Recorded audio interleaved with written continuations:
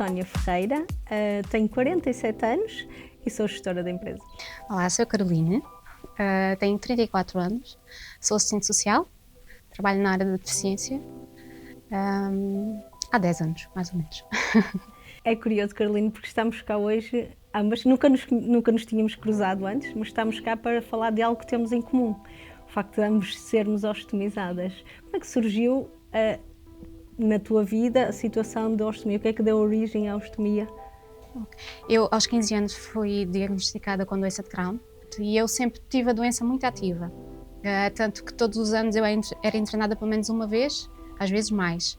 E pronto, a minha vida começou a ficar um bocadinho limitada porque eu tinha urgências em ir à casa de banho. Portanto, tive muitos acidentes, às tantas eu dei para mim fechada em casa porque era impossível sair. Consegui acabar os estudos, fui estudar para Beja.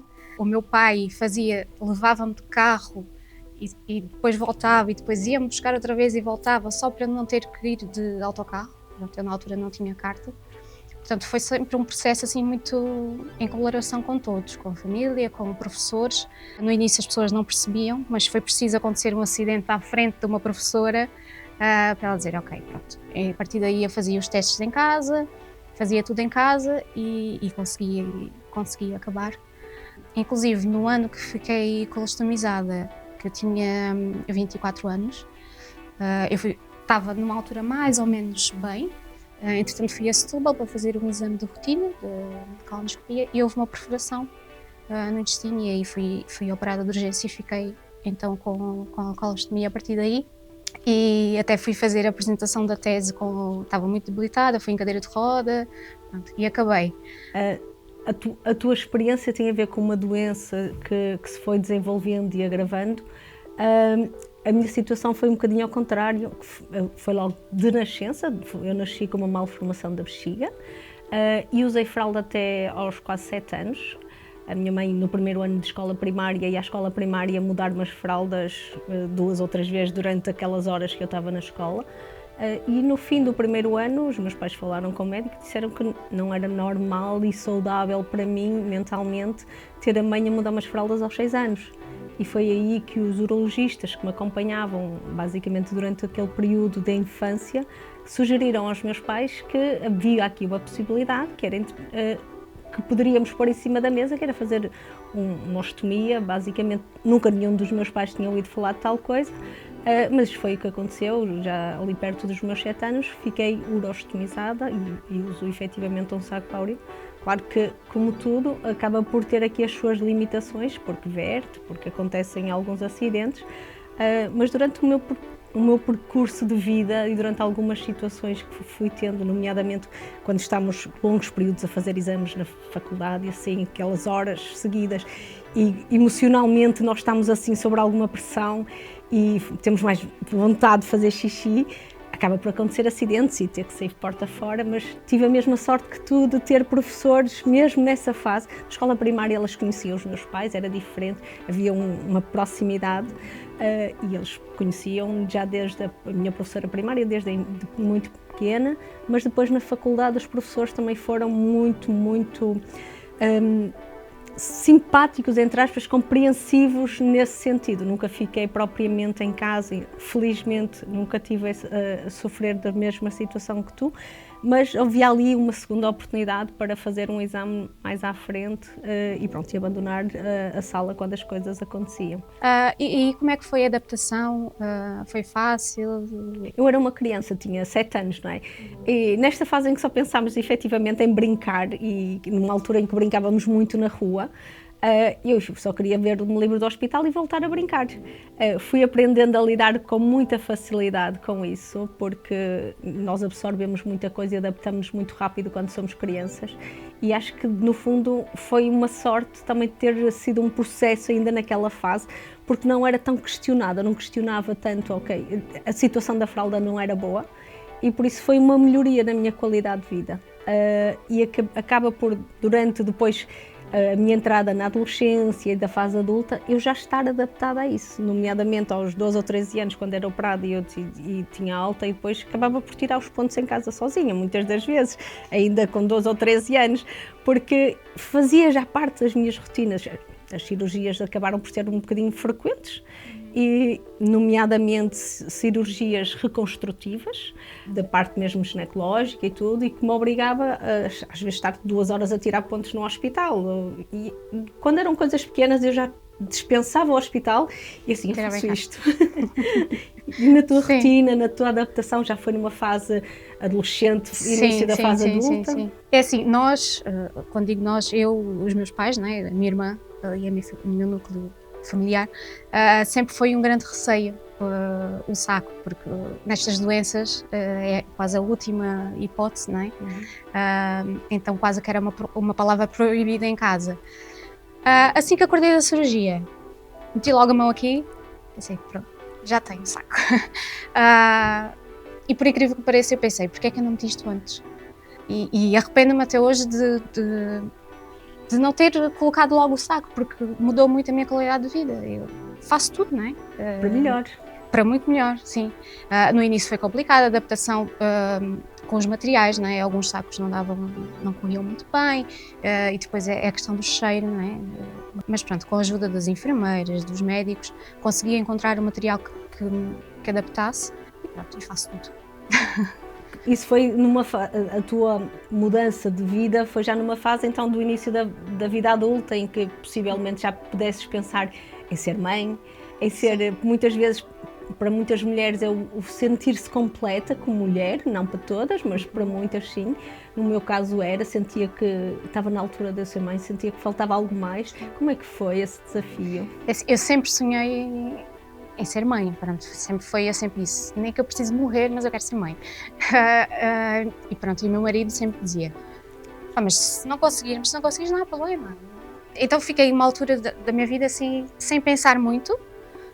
Comecei a trabalhar, foquei mais nisso, compramos a nossa casa, pronto, iniciamos a nossa vida. Entretanto, depois de uma cirurgia, que foi a última que eu fiz em 2019, eu deixei de tomar a pílula, não é? E deixei andar. Pronto. Aquilo nunca acontecia, mas também não estávamos assim muito focados. Então chegou a uma altura, foi em 2022, pensei, não, agora se calhar vamos avançar. Então falei com os médicos, alguns médicos a favor, outros contra. Deixa-me só pegar aí nessa parte, sim. Antes de avançar no resto. Por vezes eu noto, e depois partilho também aquilo que foi a minha experiência, algum receio por parte dos médicos em arriscar ou saber mais, ou sei lá, nadar fora de pé, Sim. que faz com que nos cortem um pouco os sonhos, não é? Não querem crescer. Isso aconteceu-te também? Sim. O médico que me segue até hoje, ele é muito prático. Ele sempre foi da opinião que eu devia ter tirado logo o intestino logo de início, tudo, todo. Portanto, eu ainda tenho uma parte do intestino grosso e a ideia dele é tirar tudo.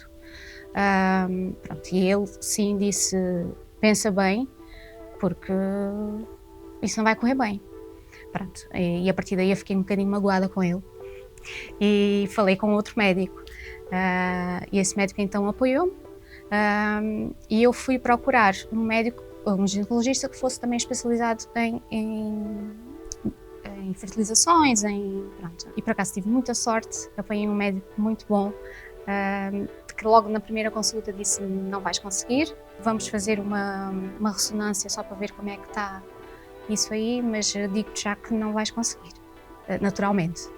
Pronto, e fizemos a ressonância e pronto, e tinha as trompas, uma tinha líquido, portanto estava obstruída com líquido e a outra estava mesmo fechada.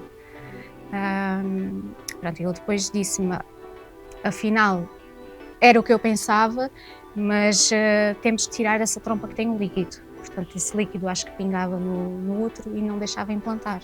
Pronto, e fui operada, ele operou-me. No entanto, ele não pôde tirar essa trompa porque estava colada ao reto. Portanto, por causa das cirurgias todas, tinha muitas aderências.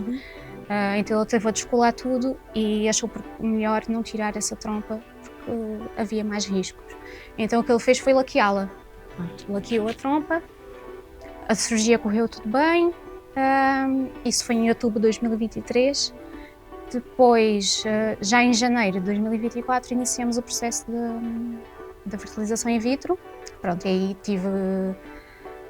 tive um mês a fazer as injeções, depois tive um mês, eles consegui 2 óvulos, eles congelaram os óvulos, e depois em fevereiro fizemos a implantação e dia 20 de fevereiro tive positivo. Portanto, foi assim tudo muito rápido, nem tive tempo quase, eu pensava, não vou conseguir logo a primeira, mas ok, vamos tentando.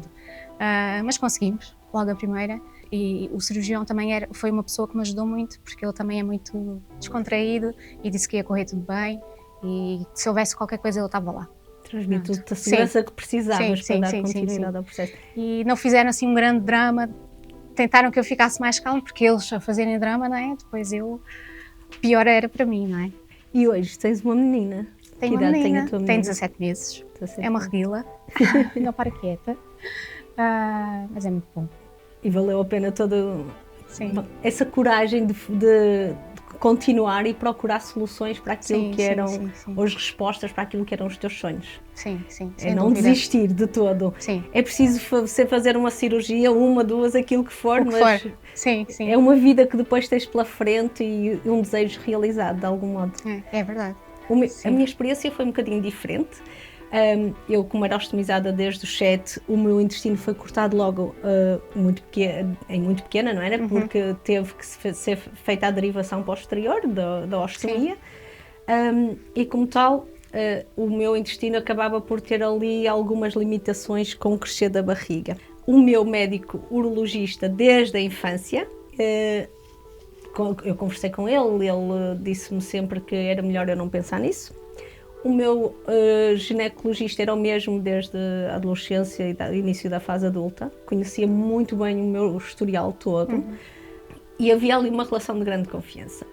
Eu decidi que queria ser mãe e quando fui ao ginecologista eu disse assim, doutor, eu estou grávida, mas já fizeste algum teste? Eu já tinha quase 40 anos. Não fiz, mas eu sinto-me diferente. E ele assim, Sónia, é quase impossível, tu estás maluca, literalmente. E eu assim, não, ele assim, então vamos fazer umas análises, vamos fazer isso. 2 semanas depois ele telefonou-me, olha, tinhas razão, estás de 10 semanas. Eu estava já grávida de 10 semanas, fui falar com o meu urologista e ele disse-me assim, ainda estás a tempo de pensar melhor. E foi ali um processo emocionalmente desgastante para mim, porque depois de sair daquela conversa, não é? de falar com ele, explicar-lhe assim, não, eu quero mesmo ser mãe, ele deu-me um abraço e disse, boa sorte. E eu fui-me embora. Ainda não levei a minha filha, mas foi um processo mais emocional que propriamente físico, porque a gravidez correu lindamente, claro, planeada, com uma cesariana e tudo isso, não é? Que é um processo normal nestas situações, mas correu muito bem, porque o meu médico preparou-se com tudo que era material. Efetivamente, quando eu fui ao meu urologista, ele pediu-me o contato, disse a Sónia, quando fores falar com ele, traz o número dele, eu vou falar com ele na próxima consulta à tua frente. Pronto, e eles conversaram, os dois, e ele disse-me, pronto, estou esclarecido, para mim as coisas estão prontas, estamos a falar dali do mês de novembro de 16, e nesse dia marcámos a cesariana da Maria para dia 25 de maio. Está quase a fazer 8 anos. Está quase a fazer 8 anos, é verdade. E ele só me disse assim, eu vou de férias uma semana antes da Maria nascer e por isso vê lá se te aguentas para eu estar descansado, que eu tenho que me preparar a mim próprio também. Sim. Porque acabou por ser um caso de estudo para ele. Ele nunca tinha tido uma doente ostomizada, mas é um senhor que não baixa os braços. Estamos a falar de alguém que já está perto da idade da reforma, mas que gosta de desafios, de desafiar a si próprio como profissional, de fazer a diferença também. E acho que cria aqui esta relação de empatia e de segurança que ele transmite com essa postura dele, que para mim fez com que as coisas fluíssem muito bem. E hoje sim, a Maria nasceu no dia 25 de maio como programado, de uma gravidez normalíssima de qualquer mulher, não correu tudo bem, nunca tive qualquer problema de saúde. Mas claro, depois o parto foi um bocadinho mais preparado, correu perfeitamente. Ele assim, Sónia, o igual a uma cesariana normal, mas acho que é preciso eles prepararem também mentalmente, não só nós, e gostar de desafios, ir em frente e dizer, bom, na realidade nós estamos a fazer a diferença não só na vida desta família, porque elas vão inspirar outras, e foi uma partilha que ele fez comigo, porque ele disse, Sónia, eu nunca tinha operado ninguém assim, nunca tinha tido uma doente ostomizada, e tu até hoje és a única, mas eu sentia que precisava fazer isto antes de ir para a reforma, fazer algo Sim. diferente e conseguir ter impacto. Sim, sim. E pronto, e foi assim que, entretanto, nasceu a Maria. Estavas a referir a questão do parto, eu também senti um bocadinho isso, porque eu fiquei ainda internada 15 dias antes do parto, e durante esses 15 dias foi péssimo, porque eles andavam, todos os dias iam lá médicos, iam estagiários, iam pessoas a fazer perguntas, e os próprios médicos estavam assustadíssimos e estavam-me a passar isso. Portanto, eu estava super assustada. Eles não sabiam se faziam parto vaginal, se induziam um parto, se faziam um parto cesariano, não sabiam. Andavam ali um dia, diziam, olha, afinal vai ser assim, depois no outro, não, vai ser assim. Pronto, eles andavam ali no rebuliço. Pronto, o meu pai tomou a iniciativa de ligar ao meu médico, e o meu médico entrou logo em contato com o hospital e disse, não, ela não pode fazer, tem que fazer uma cesariana, não vou fazer um parto vaginal, porque eu, entretanto, tive uma fístula reto-vaginal, inclusive saía fezes pela vagina, portanto, antes de eu ter o saco. Sim, sim, sim. E ele disse, não podem fazer isso, se fizerem um parto vaginal vão arrebentar isto tudo. Pronto, então eles lá programaram a cirurgia, A a cesariana, e lembro-me que foram lá o diretor do hospital, mais a outra médica mais antiga, foram lá ter comigo e disseram, olha, nós é que vamos fazer a tua cesariana, vamos ter um cirurgião geral preparado para caso houvesse qualquer coisa. Portanto, eu fui para lá, estava em pânico. E pronto, eles fizeram aquilo, acho que eu cheguei lá às 10h45, ela já estava cá fora, super bem, correu super bem. Ela nasceu numa quinta, eu sábado de manhã já estava em casa. Portanto, fizeram um drama, mas claro, é normal, não é? Eles não sabiam o que é que ia encontrar lá dentro, mas pronto, correu tudo bem. E, por acaso, o médico, o obstetra que me acompanhou a gravidez toda, foi ele que, já sabia que era ele que ia fazer o parto da Maria. Curioso, porque estavas a falar, cheguei às 10, eu cheguei atrasada ao nascimento da Maria, porque o médico disse entre as 10h30 e as 9, e eu cheguei às 8h45, e o médico já, a enfermeira assim, saí do elevador, é Sónia, sou a Sónia, assim, o doutor já perguntou por si 3 vezes. Eu assim, calma, já vamos. E pronto, e depois as coisas correram lindamente, e foi ele, mais uma colega a quem ele partilhou a experiência e que estava a par do caso, e os dois juntos auxiliaram-se um ao outro no nascimento da Maria, mas perfeito, correu tudo muito bem, inclusive o pai a assistir, e tem uma fotografia em que o pai tirou-me de cima, uma fotografia com a barriga toda aberta, mas com um sorriso enorme, que é uma coisa que contrasta a questão da emoção ali do momento, e vê-se o médico também a sorrir, é muito giro. Carolina, com a tua gravidez, tu sentiste ou tiveste a necessidade de fazer alguma adaptação naquilo que eram as tuas rotinas, quer no dia-a-dia mais familiar, quer profissional, tu tiveste de ficar em casa, como é que foi? Eu fiquei logo de baixa, eu acho que não era preciso, mas como eu já tenho a mesma doença, mesmo com a gravidez nunca ficou, sempre esteve ativa. Pronto, eu também às vezes tenho períodos de muito cansaço,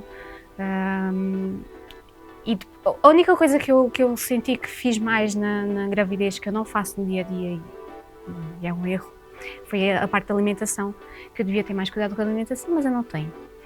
Eu antes de ter o saco tinha muito cuidado, não é? Porque se eu comesse qualquer coisa podia ter um acidente, não podia sair de casa. Agora com o saco, se eu tiver um acidente, está aqui o saco. Sentes que está na tua hora e no teu direito de fazer. Portanto, esse é um bocadinho, faço um bocadinho as neiras na parte da alimentação, e na gravidez tive mais cuidados porque não queria entrar numa crise muito grande, não é? Que poderia pôr em causa aqui alguma coisa e fazer mal à bebê. Pronto, mas de resto, a troca dos sacos, normalmente eu tenho uma hérnia na zona da ostomia, que o cirurgião disse logo, a hérnia vai crescer, e cresceu. Pronto, agora estou só à espera do melhor momento para ser operada, para ver se diminuímos isso. Mas foi a única coisa, foi ele mesmo, acho que só vai acontecer isso. E foi mesmo, só aconteceu isso, também não foi nada demais, cresceu um bocadinho. Tenho que usar ali uma cinta que pressione. de resto foi mesmo só isso. E com o aumento do volume da tua Sim. barriga, como é que o teu estômago se comportou? Lindamente. Acho que até teve melhor do que está hoje. Eu, por exemplo, eu ganhei 17 quilos e muito volume de barriga, que a minha filha tinha só 2,5 kg e eu parecia um balão só de barriga. E senti que o meu estômago começou a retrair, não retraiu muito, mas senti que ele estava com o volume da barriga a ficar mais para dentro, mas correu bem, não, acabou por depois ficar normalizado, depois da Maria nascer. E esse também era um receio, porque depois eu não ganhei uma hérnia na zona do estômago, mas ganhei uma hérnia normal, como acontece com algumas grávidas, com o peso da barriga, efetivamente. Sim. Que foi operada no dia da cesariana. Eu tinha dito ao médico, dói-me imenso, eu ando cansadíssimo por causa, dói-me aqui em baixo, e ele disse assim, Sónia, eu não percebo o que é que seja. No dia do parto é que ele percebeu, afinal tinhas uma hérnia, era por isso que te doía, mas não tinha propriamente a ver, ou não estava diretamente relacionado com o facto de ser ostomizada. É algo que pode acontecer numa gravidez também dita normal. Sim. Correu muito bem também nesse aspecto. O que é que tu achas que é a percepção das mulheres quando... mulheres ostomizadas, que é disso que estamos a falar hoje, quando elas pensam assim, eu gostava de ser mãe, mas isto pode ter um impacto na minha ostomia, alguém me diz que alguém que eu me guio para te cuidar da minha ostomia, que isto pode até nem ser bom para mim, pode me pôr em risco de vida. Qual é a percepção que passa, ou que tu achas que passa para as mulheres quando elas pensam em ser mães, sendo elas ostomizadas? À volta da ostomia há muito receio, muito medo, não é? Muito tabu. E acho que as pessoas, quando ficam ostomizadas, parece que o mundo acabou. Não sei, não conheço muitas pessoas, não é? Mas acho que faz falta mais o apoio dos profissionais em dar esse incentivo, não é? Porque são as melhores pessoas que podem incentivar, são os profissionais que as seguem. E se não tem esse tipo de apoio, acho que pronto, acaba por deitar por terra. O apoio dos profissionais e o conhecimento dos profissionais vai sempre definir o percurso que nós vamos fazer, porque são eles que conhecem o mundo da ostomia melhor que os doentes, porque eles lidam com muitos e nós, de uma forma geral, lidamos com a nossa ostomia, não é? Sim. Mas qual é a importância que tu achas que o núcleo familiar ou o meio em que tu vives possa ajudar estas pessoas? Ou como é que elas possam relativizar aquilo que os que estão à volta lhes possam dizer? Eu acho que o apoio, pelo menos no meu caso, o apoio familiar foi muito importante, principalmente do companheiro, não é? Da companheira, porque tem que estar na mesma sintonia e acho que se não houver esse apoio também acho quase impossível uma pessoa conseguir suportar, não é? Não por ser doloroso, mas porque mentalmente, não é? Nós estamos grávidas, temos ali uma vida, não é? Se acontece alguma coisa é culpa nossa, não é? Há sempre esse receio e acho que o apoio é fundamental. Aquilo da minha própria experiência e de algumas mulheres que vão conversando comigo, nenhuma delas mãe, mas com vontade de o ser, vou percebendo que a segurança que lhes transmitem, mesmo os que lhes são mais próximos, de abraçar este desafio e o parceiro perceber que é uma aventura a dois, não é? Não é algo solitário, ok? Que nós é que no fundo vamos decidir se avançamos, se não avançamos, mas se estiverem juntos, em consonância em avançar, é muito mais fácil, porque no fundo, olhando para trás, aquilo que foram os 9 meses de gravidez da Maria, eu acho que o maior desgaste foi efetivamente emocional, não foi propriamente físico. Sim, também acho isso, sim. Foi efetivamente a conclusão a que eu chego, os meus pais nunca pensaram que, sendo eu ostomizada desde os 7, que eu alguma vez ia ser mãe. Sim. Foi a primeira neta deles e por isso acabou por ser aqui muito vivida em família, um desejo de todos, e acho que é isto que traz a segurança para nós darmos, ok, eu tenho força suficiente para levar isto até ao fim. Fica tudo mais leve, não é? Sim, fica, porque depois nós ajudamos também os profissionais de saúde, nomeadamente os médicos, que são quem mais nos acompanha nesta altura. No dia-a-dia são as enfermeiras ou os enfermeiros, mas nesta altura mais os nossos médicos. Mesmo que eles tenham algumas reticências, nós vamos olhar para aquilo de uma forma mais tranquila, não é o fim, não é? E acho que esta parte do núcleo familiar tem que ser bem trabalhada também, e os profissionais de saúde perceberem, nomeadamente os médicos, que são quem enfrentam connosco e quem decide connosco se vamos avançar ou não, quererem também fazer mais por eles próprios, a enfrentar desafios profissionais, medindo tudo aquilo que possam ser as coisas que possam ter algum risco e colmatar esses riscos. Nós estamos todos a trabalhar para um só. Sim. E perceber aqui como é que nos podemos ajustar todos para que corra bem e que as coisas fluam de forma natural. O que eu senti da parte dos profissionais, na altura quando nós cogitamos, não é, a gravidez, eu acho que eles dizem, não faças, porque se acontecer alguma coisa, olha, eu avisei, não é? É mais tipo uma defesa da parte deles. Mas acho que depois, quando começou o processo, e eles foram vendo que as coisas sim iam correr bem, eu acho que foi mudando um bocadinho a percepção deles, não é? E a maneira como lidavam com Mas esse não, numa altura em que nós precisamos de um abraço, é um não muito duro. Eu acho que é assim, olha, temos que ponderar, se calhar, é mais essa parte às vezes que se calhar lhes falta de algum modo, não é? Não são tão preparados para esta componente mais emocional, mas perceberem que um não, efetivamente, é algo para quem está a desejar e apostado em correr riscos, vai ser difícil de digerir emocionalmente, como é lógico, e não, acredito que no grande grosso não deixe as mulheres desistirem, é mais uma barreira que têm que saltar. Sim, acho que têm que ter coragem. O meu médico até se chateia comigo porque ele está sempre a dizer, não faças isso, não faças isso, e eu faço tudo, né? E depois ele diz... tu tens um mau feitio, estás cabo da minha cabeça. Porque ele diz que não, por que não? Não é? Vamos tentar, não.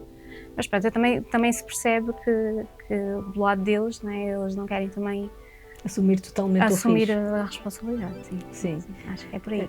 Eu acredito que seja, e concordo contigo, que é por aí o caminho, mas passar também o ónus de alguma forma ao doente, no sentido em que é assim, olha, isto é um risco, mas é um risco para todos.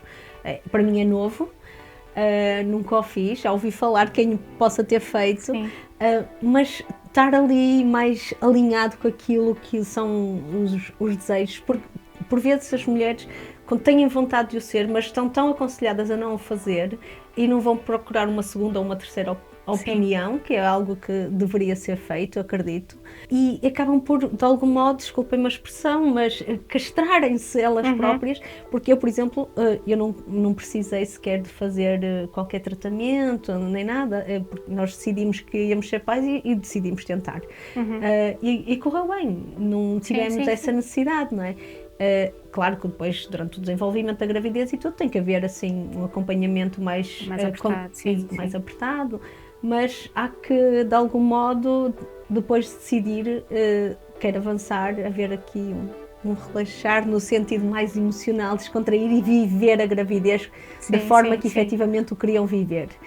Para que haja pessoas mais felizes e que o colmatar seja o nascimento de uma criança numa situação em que assim, mais tranquilo, para que corra efetivamente bem nesse dia. Bom, nós já conversámos isto no início, Carolina, nós estamos cá hoje por algo que nos une, até mais que uma coisa, que é o facto de sermos ostomizadas e ostemizadas mães. Que mensagem é que tu achas que é importante passar às mulheres que são ostomizadas e que gostavam de ser mães? Eu acho que o principal é confiarem no corpo, porque no seu corpo, porque o corpo humano é incrível e ele adapta-se às coisas.